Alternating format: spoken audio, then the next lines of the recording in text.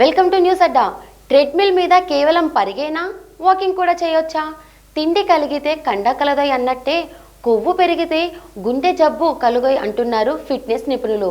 గుండె ఆరోగ్యానికి శరీరంలో కొవ్వుకి సంబంధం ఉంది. గుండెలో ఉన్న సమస్యకు శరీరంలో ఉన్న కొవ్వుకి ఒకటే పరిష్కారం, వ్యాయామం.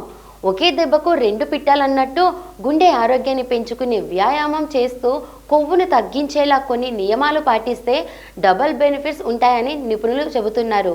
అదేమిటంటే ట్రెడ్మిల్ మీద కేవలం పరిగే కాక నడకను అలవాటు చేసుకోవాలి.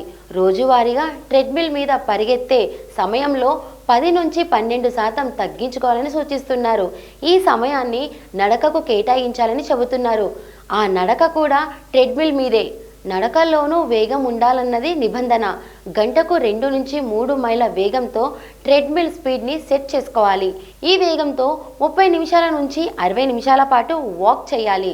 ఇలా వారంలో 3 సార్లు చేస్తే శరీరంలోని కొవ్వు నిల్వలు కరిగిపోవడంతో పాటు రక్తంలోని గ్లూకోజ్ అంతా ఖర్చవుతుందట.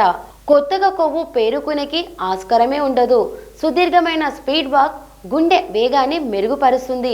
2 సమస్యలు ఉన్నట్లయితే మీ వ్యక్తిగత ఫిట్నెస్ ట్రైనర్ సలహా తీసుకున్న తర్వాతే ట్రెడ్మిల్ మీద ముందడుగు వేయండి.